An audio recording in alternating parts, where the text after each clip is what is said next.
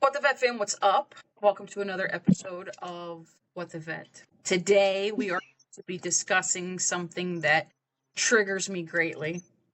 So I'm going to go on probably another rant, so please excuse me. And my language, Grandma, I apologize in advance. So I was chilling the other day, like scrolling through Facebook, right? And I come across this posting by a local news station right here in Florida. And they were talking about one of the county municipality shelters had to shut down because of an outbreak of strep zoo. So Joyce, if you would like to inform us a little bit about strep zoo, I will continue with the shenanigans. Yeah, so basically, it is in the same family as the bacteria that causes strangles in horses. So, and I'm reading it off of here. So, it's normal floral resident in the upper respiratory tracts of horses and some other animals. So that means dogs, and it can be opportunistic or highly virulent pathogen leading to serious disease. And then this is going to be the breakdown. So, it's direct contact, dog to dog, right? So it's a sudden onset of fever, coughing, lethargy, difficulty breathing. It can progress rapidly to bloody nasal discharge, collapse, and death, sometimes within hours. And that part is kind of key.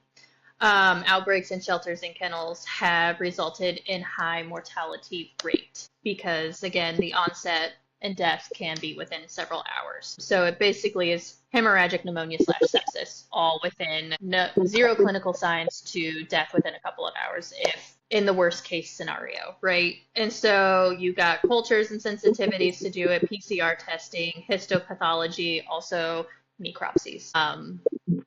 And then we can go into treatment and prevention control after said rant. But that's pretty much what it is. It's very similar to strangles in horses. They're in the same family. Yeah, but it's serious. It's nothing. Very It's serious. to jerk off and it's not kennel cough or canine influenza or something Mm-mm. like. Yes, granted, those two are very serious, but strep zoo is nothing to play with. So what No. pissed me off, right, is, and I knew I shouldn't have clicked on it, and I knew I shouldn't have been scrolling through comments, right? This lady's comment. It was several people, but for some reason, this lady, I don't know if because she looked like a Karen and it triggered me or what, but like my whole body, like the whole rumble was like coming up through me, bro. I realized at that very point in time that I looked pretty good in orange, so I was gonna roll with it. I was like, you know what? I can do this. But anyway, present time would probably not be at this. But anyway, so I'm rolling through these comments, this comment, and she said they probably are using the outbreak and the fact that they have to quarantine the facility as a reason to euthanize all the dogs. Because that's what shelters do, right? They're there to just euthanize shit. Willy-nilly. We're just going to kill it, right? These kind of comments, even though I'm not in shelter med anymore, it's in my heart, piss me off so bad because your lay person doesn't know what a shelter employee goes through. They think they know what we go through as technicians, right? But a lay person in the community who thinks that we're just there, I'm going to say we because I did it, are just there to euthanize animals that we don't give a shit, pisses me off. And that's why you people being assholes coming into the shelter, buying these dogs or taking these dogs and cats, you're assuming responsibility for them and they do something to piss you off or you move and you can't take them. Or, the new puppy you just spent $3,500 on pees on your floor and you can't have that. Who has to take responsibility from because you dump them off at the shelter? That's more work that you pour on us. That's more emotional investment. That's more mental strain. Like, it's horrible. And people don't understand what these facilities and what the people that work in these facilities go through. Just saying shit like that pisses me off. They're not there to just carry out euthanasia all day, every day. They don't just like to go to work and kill shit, as I've heard. They don't. No, it's hard. And like media blows this shit way out of proportion, right? So they say, oh my God, they have an outbreak. Bruh, they had one dog, that showed symptoms and passed away, right? So now these other people are commenting and chiming in, oh, I think my dog has symptoms, this one has symptoms, whatever. When you have a contagion like that present itself in a shelter environment, that runs through there like wildfire. Something like that could wipe out an entire population. Mm-hmm. So what they do is they quarantine the facility. They got the sick animals in one area that are presenting with symptoms, the non-symptomatic ones that they're observing, and the ones that have been cleared for adoption because they've had no contact with those animals, right? But another thing you have to take into consideration when dealing with that is their AC system, if they have anything in there, and how, the ducts are, and what wards they run through and things like that. But the flack that they're getting from the community for having to shut down adoptions and intake of other animals is absolutely asinine to me. These people are taking the appropriate steps. They're working with the University of Florida Shelter Medicine Program to quarantine and treat 71 dogs that have been exposed, whether or not they're showing symptoms, because they said that they weren't. But these people are busting their ass, working around the clock to make sure that these animals are taken care of and they're getting the treatment that they need. They're not lining them up at the euthanasia door and popping them off because that's what they feel like doing. It's just things like that. Just they make me so mad, Joyce. So mad. Also, point out that so far, only one death resulting in this, which is a huge round of applause to the facility in itself, because one, they caught it quickly. They hurried up and quarantined. They shut things down. They didn't let the pressures to keep adoptions going, like some would, some littler programs would have. And only so far, I say so far, and it could easily change by tomorrow and they have more deaths recorded, but so far only the dog that presented had ultimately passed away from it, right? And so, but they're treating, again, this is a huge number, 71 dogs. 71 dogs. Not 10, not 5. They're treating 71 dogs, and so far only one death. That is applaud worthy for something that is this contagious. If to the people that have horses, they know how fast strangles can come about and how hard that is on just a much smaller scale, and it's not just you have a quarantine section. You have to have a quarantine section to where they walk. You have to have a quarantine section where you do the dishes, quarantine section of just everything down to the clothes you wear to treat the dogs. Because just so you know, this is technically contagious to humans. And I say technically because it is very rare, but it can in fact infect humans because it is strep. It is the strep family. So you have to do PPE, you have to do hygiene precautions, everything when handling suspected dogs. It's like how COVID is technically, because COVID still exists, people, sorry, that how COVID went to the feline population. Zoos had lions and tigers get COVID. Like technically it's zoonotic that way. We got it from bats, from, Timbuktu. I don't know. I stopped paying attention. Future Joyce's problem. Sorry. Text came through. So, yeah, it is technically zoonotic in a sense that if you're already immune compromised, humans can get it. But also a huge applaud to the facility for doing a phenomenal job on that. You know what I mean? Like, just to only lose one dog so far. Yeah, to only lose one dog, right? You've got 71 that you're treated. To have the budget to be able to treat 71 dogs for an upper respiratory infection and have staff, your veterinary staff throughout the weekend, like these animals were monitored, they were watched very closely. Like that's a huge hit to your budget. And this county is not big. It's not a huge county. No. So I can imagine that they have an unlimited budget to do things. You know what I mean? So the fact that they were able to get on this and get control of it in a very short period of time is fantastic. And let's talk about when you say immunocompromised, right? So you think about a shelter environment. And we're going to talk about the animals for a second instead of the people, right? We know people in shelter med are immunocompromised because we are stressed. So the animals, right? They're coming into a completely different environment, completely different diet, stressful, barking, weird things happening, weird smells. Naturally, stress compromises your immune system, right? Not to mention when they walk through the doors, 9 times out of 10, they're getting vaccinated on top of it. So let's lower that immune threshold quite a bit more, and it sets them up. I'm not going to say for failure because these facilities are doing what they can to ensure that they're vaccinated, they're heartworm tested, you know what I mean, to take care of them to the best of their abilities, but it does cause some kind of compromise. But when they go in there and somebody comes through that door that's carrying something, it's going to spread through there like wildfire, and the shelter can't do anything about it. Because when you're bringing some of these animals through the door, they don't break until days after they've been in the facility. They're harboring something. It's incubating, and then it breaks and it spreads. So it's not their fault that this happened. It is a shelter environment. Shit happens. How many humans And do you? there's no vaccine for this. They haven't made a vaccine for this at all. And I can tell you right now, given the state of the medical side, it's not going to happen anytime soon because a lot of those programs have been shut down right now. Yeah.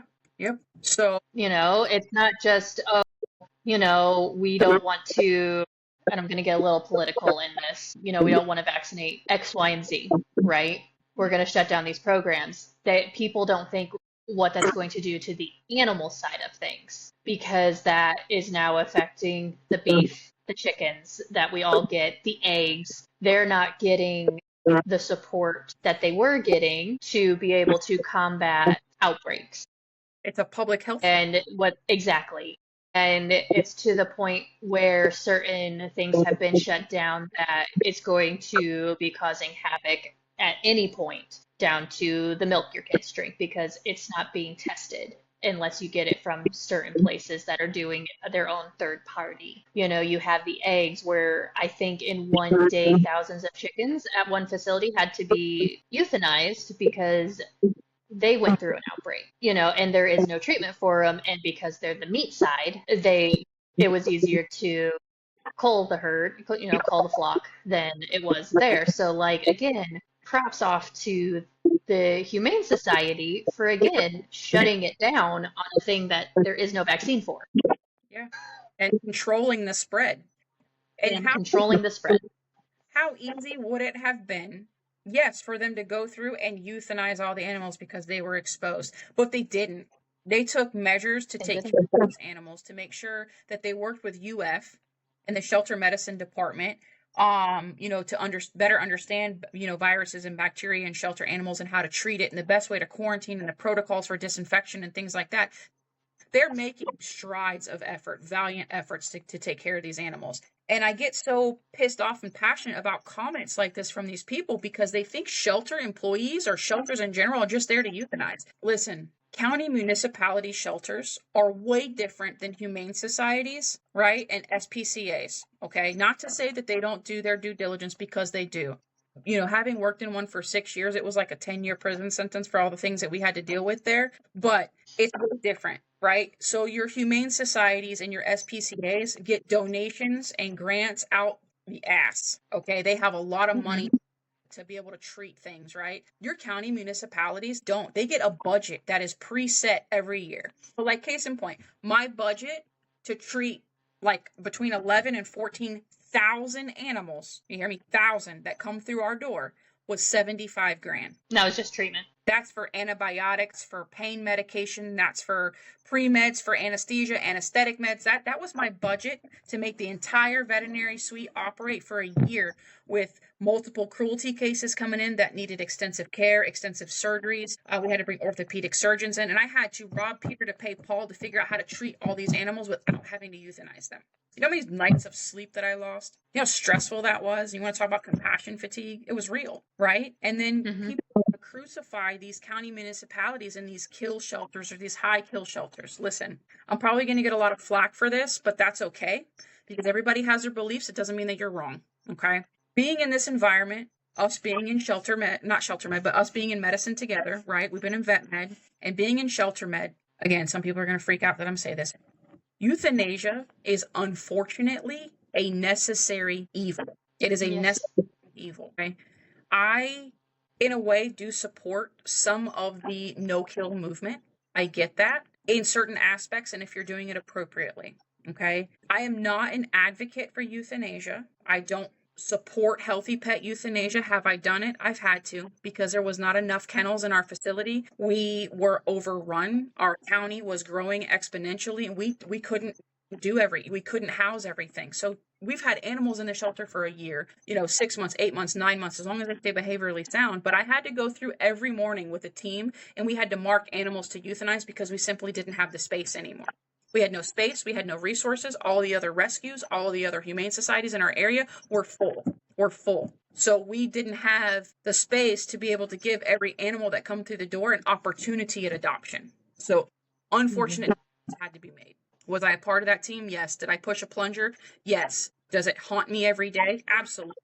But I would rather euthanize that animal than it sit in a cage for years on end, behaviorally deteriorate, their health deteriorate, and not have an out. Does that make sense? Rather than go peaceful than them to decline like that. Now, I worked in a kill shelter, and I'm sorry, in a no-kill shelter in a county in Florida, who had a ward that I called the loony bin. There were dogs in that ward that were deemed to be unadoptable, but because they were no-kill, they would not put them down. Joyce, these animals were off their rocker. They were living on gabapentin, trazodone, fluoxetine. How is that right? They have to live in a cage. They get out for a couple hours a day with a designated handler, but that's the quality of life that they have. Mm-hmm. Makes sense. And these people in these shelters, we're not there just to euthanize pets because it's fun. We're there to take care of them. We're there to give them an opportunity. We're there to let them know that their life mattered to somebody before we have to push them across the bridge. And I've experienced outbacks where we had to, or outbacks. I think I'm hungry. Outbreaks. Facility. We've had outbreaks, you know what I mean? And the rigor BS that goes behind having to quarantine and maintain and do proper disease control and disinfection and things like that is insane. The waivers that we have to sign when animals are adopted or fostered out or their animals are coming in for surgery, be like, hey, we have illness running through here. This is what we're doing about it, but it's still a risk. It's up to you and you have to sign the waiver. But dealing with this is detrimental to mental health and shelter employees.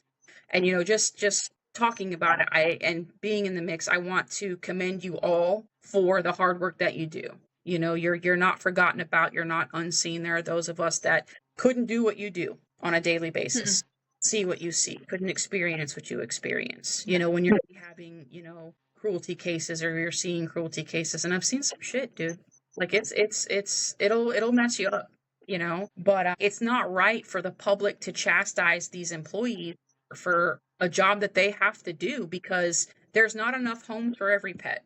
There's not. No, because I was going to bring that up when you were talking about euthanasia being a necessary evil because, again, where are they going to go?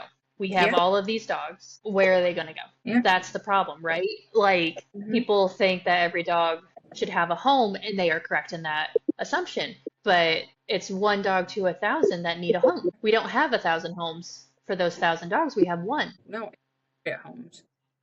And and like that, it's so like you have to get into that mindset. Like, okay, where are they going to go if we have all of these things? And also to touch base to the Karens that we're talking about, everything that the workers right now, down from the kennel staff all the way up right now, they aren't working an 8-hour day. No, they're working 18-hour days. You know what I mean? Because the antibiotics have to be given X amount of time. Okay, who's going to do that? That falls down only to a handful of people to make sure that those 70 dogs actually get to take those antibiotics. And we all know not every dog is going to take drugs very easily in just a little meatball. Yep.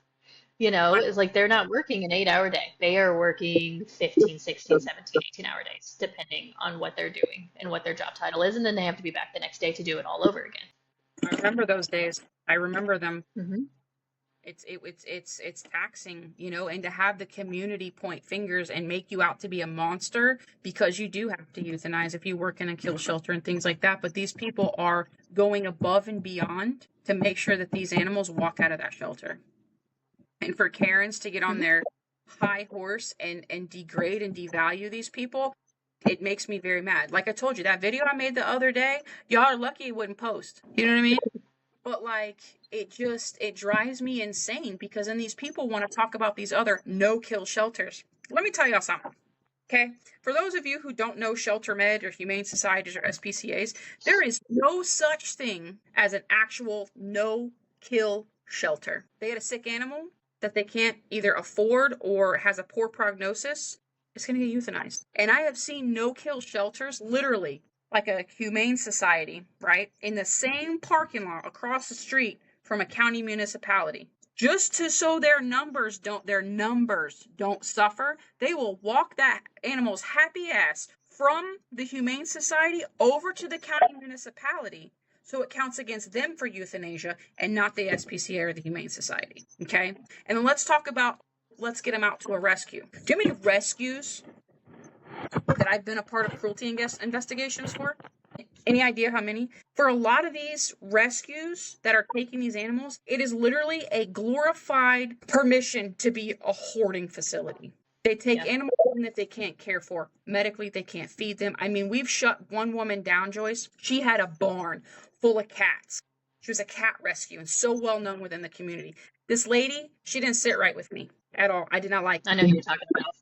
Okay, so that, and then this big barn, she had animals with just discharge dripping from their eyes, from their nose. They shut that down. Then they eventually found that she had mobile homes out in the middle of the country with no running water, no electricity, anything like that, with cats in cages stacked upon cages that were just a sin.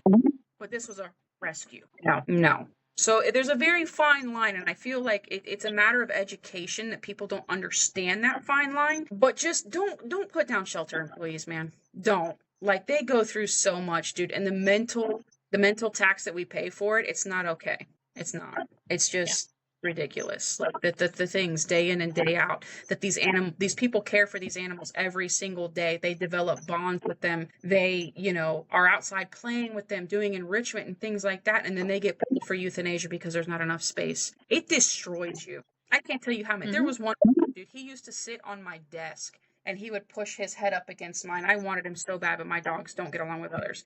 His name was Lugnut. I will never forget him. That was my homie, dude.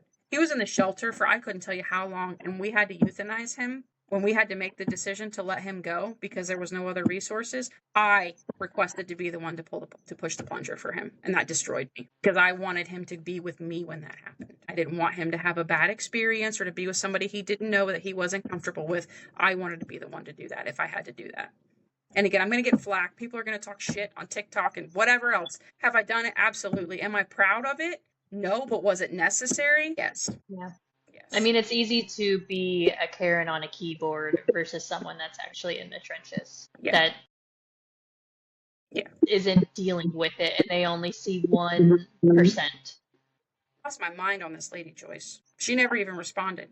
Like, lost my mind. Like, for those of you that want to talk shit about these shelters, dude, do you do anything to make a difference? Do you volunteer? Do you foster? Do you donate? Do you advocate for them? Do you help at all before you stand there high and mighty and degrade these people and devalue them for what they have to do? No, because most of the people, and I've noticed this when I was working in the shelter, and now I still follow the Facebook page because I care very much about the people there. This one lady was just horrible about how she talked about the shelter staff, and I knew who she was because I dealt with her in a clinic that I worked at. She didn't lift her finger to do shit for the community, for the animals in the community, she had no idea how operations are run or the decisions that have to be made. Like, it's easy to sit back and point fingers, but when you don't know how things work, you have no right. You have no right at all. I will smack the shit out of getting upregulated. And it was like over the weekend, I drove by, and it's a very, very, very, very, very small shelter, right? Like a little teeny tiny, probably only has like 20 dogs in it. And there was a little old man sitting in the fenced in area with a little black dog sitting on his lap. And he was just petting it. And I'm at the stoplight watching it. And I'm like, that is what they need more of. They need people to go take the dogs for a walk, get them socialized. And that little old man was just sitting there, and that dog was happy. Yep. And I know another person that volunteers time at the local shelter near her place, and she goes 2-3 times a week, and she takes dogs for car rides, walks, all of it. And, they're out for hours with her. Yeah, we said do it. Just shut up and help. They're literally drowning every day, even on a good day. Yep. If you want to talk shit, get out from behind your keyboard and go help. Go make a difference. It's just, we had a phenomenal team of volunteers who went through the trenches with us. You know what I mean? Who would come in and just, literally we had one lady who would come in for an hour in the mornings and just play with the cats, Joyce. That's all she did. She just wanted to play with the cats. And people would come in on their lunch breaks to walk the dogs. And then we had the furry furlough. It was just, the right people stepped up to help and made a difference and saved a lot of lives, so it drives me insane for just people to run their mouths about something that they have no idea and the things that those people go through. We think we have it bad in regular vet med. Let's talk, it's like shelter med. There's no comparison, none. So, and guys, if you're listening to this, and it sparks some kind of, I don't know, warmth in your heart, some kind of tingle or something. Dude, I don't know. I'm not a warm, fuzzy person. You know what I mean? But like, stop by your local shelter, dude. Bring them a dozen donuts. Bring them a pizza, or just stop by and say thank you. Or Hmm. acknowledge them, or hey, you know what? Can you talk to me about what you go through on a daily basis? I really appreciate what you do for our community. They get none of that. They get no No, they appreciation. get zero recognition. Yep. None. Yeah. And it's because a lot of those employees that those animals actually get to walk out the door, that they advocate for them, that they fight for them, that they invest in them on their time off. They take them home, they foster them, they work with them. So back the fuck up. Back up. I will choose violence. Rant over. Until next week, guys, on another topic of what the vet. I mean, you can get mad. It's fine. We like Mad Amber.